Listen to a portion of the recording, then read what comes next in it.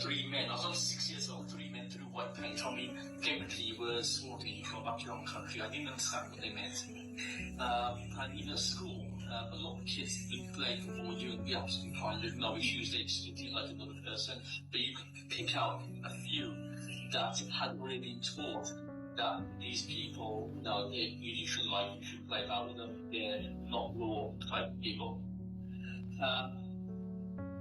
Going forwards, when we moved to Blakenhall, we used to come to Blakenhall quite a bit. My auntie used to live down this end, and uncle. And I know you guys are all really young, but if you're old as I am, you remember that we used to have this flats. And the flats were in Cardinal's franchise house. I lived in a franchise house, And then do you remember Franchise House and for another supporter wall, they had a mathematic NF sign on there? Yeah, there was a lot of that, yeah. You know what, on the wall, the NF, yeah. Yeah, I remember that.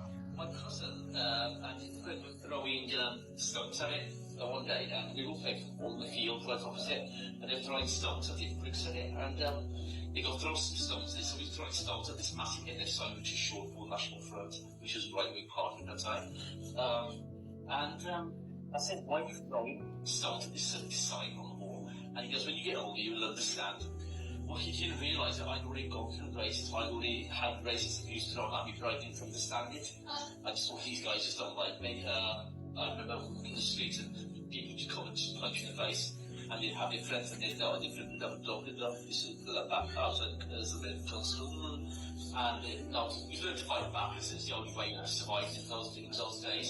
I recall the time when the shop was going to be attacked because you had Yes, there was a time when they knew happened to race rights in the area, and we either had to start boarding in shops, people smashing shop windows, we'd get boards and then not board shop windows so that they would smash our windows and we'd have it. That's what in old Vijay Street, we've got our old shop there that's been closed for about 16 years, and it's quite a temple and things on the edge of, we had that fire recently, it's the shop on the corner there, and the windows are like got all the bars on them, and we had them done at that time, to stop the windows from getting broken into and smashed into. Moving forward, when I went to Tottenham School, some teachers were racist, and I actually understood what racism was by this point. There's one, two teachers, I'm not going to mention their names, but they would throw a few racist comments, and they were known to be like that, but we learned to accept it, which is part of life. Moving forward, things have changed. Obviously, we've had a crime incidents in Asia. We've got people of different communities, different cultures, who are CEOs of companies who work in the council and in high positions. So we are getting there, but we need to really understand that racism isn't just one colour. It's every colour, every community, every colour has got racism in it. Every single one, not just one. And what we need to do is we need to educate our younger children, the youngsters now that we have, and because you get a lot of these kids now, a lot of these kids I went to school with, the ones who are racist, I would hate to think what they're teaching their kids now. Remember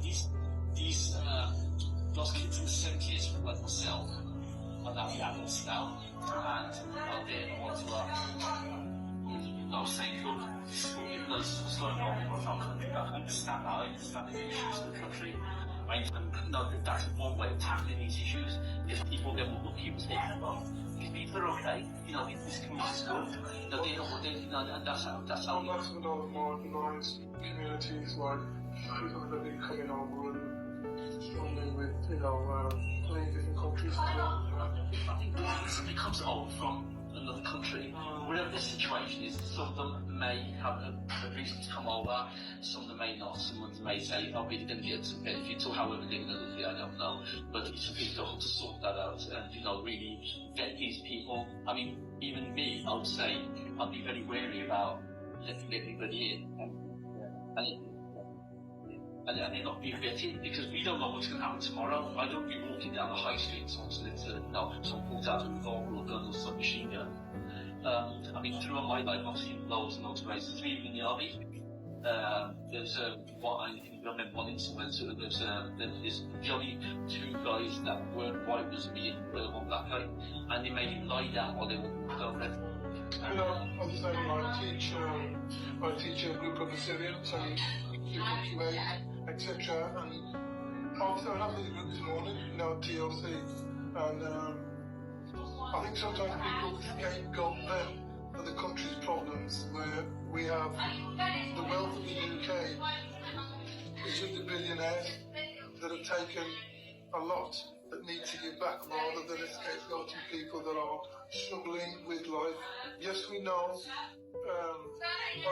migrants, I'm just not talking about migrants, people of other places commit crimes, they're migrants too. This is what the far right focus on with their populist ideas, but I believe it's more about, rather than focusing on them, they need to look, because they're being funded by some of the richest billionaires. They need to question themselves, because 70% of the wealth of the UK is with them. We're only surviving on 30%. That's what we're surviving on. There's not enough to go around, and that's why we've got mass poverty. That's why people are struggling. I know a police officer that was he's an anti-terrorist officer, and he told me I've been to where they stay, and he said it's substandard housing. People say we're in these hotels, they're in substandard housing, and there's 3 or 4 in one room, you know, so it's not the best housing situation for them either, you know, but it is something that needs to be tackled. I'm sure the next government that comes in, or this government, should start looking at real solutions rather than scapegoating just them. That's what I would say.